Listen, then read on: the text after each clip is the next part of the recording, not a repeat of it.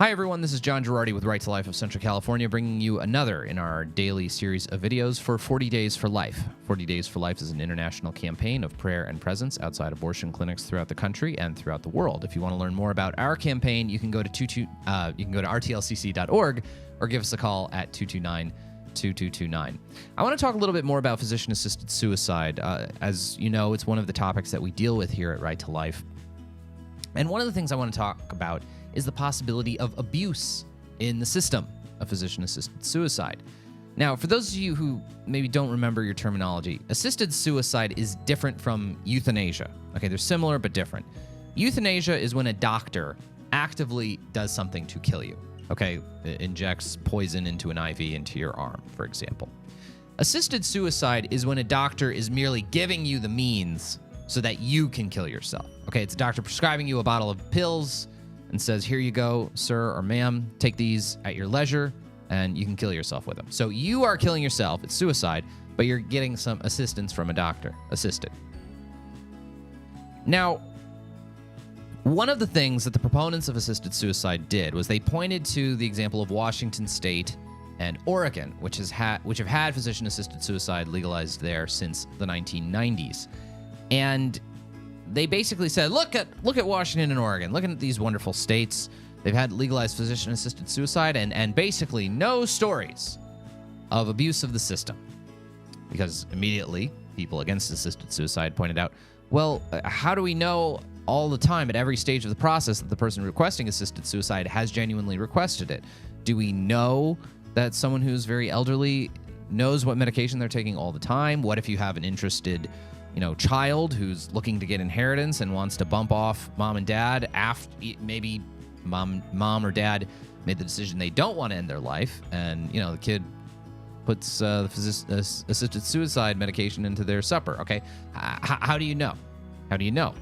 Now, Oregon and Washington pointed out, there's no incidents of that. There are no incidents that we've seen reported of that. Now, there were some incidents of that. They just didn't receive wide reporting.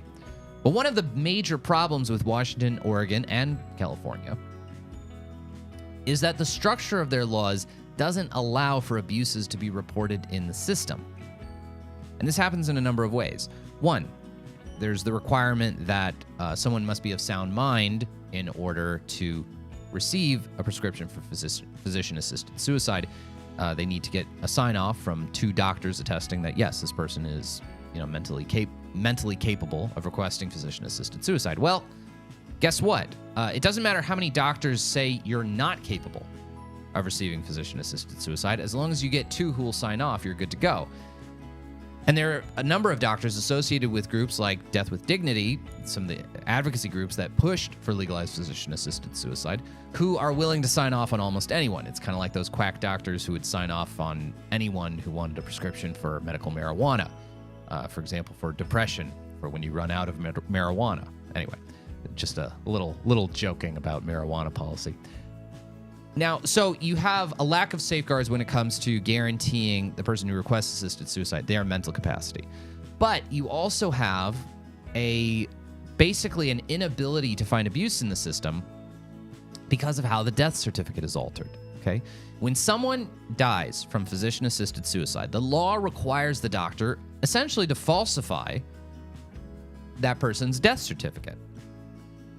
The death certificate for someone who dies via physician-assisted suicide does not say death via ingesting deadly medication, physician-assisted suicide, blah, blah, blah, blah, blah. They list on the death certificate whatever the underlying health condition was that justified that patient's request for physician-assisted suicide. So remember, you have to have some kind of 6-month terminal diagnosis before you can request physician-assisted suicide. Okay, so let's say someone diagnoses me with colon cancer. They say, you have 6 months to live, John Girardi. I say, okay. I request physician-assisted suicide. I kill myself. What's going to be on my death certificate? Not physician-assisted suicide, colon cancer is going to be on my death certificate.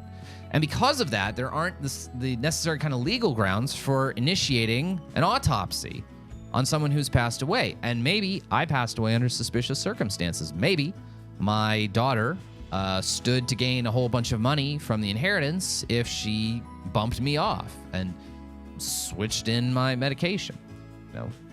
There's all kinds of ways. So basically, the way the system is set up in most of the states that have legalized physician-assisted suicide, it's not that there aren't incidents of abuse.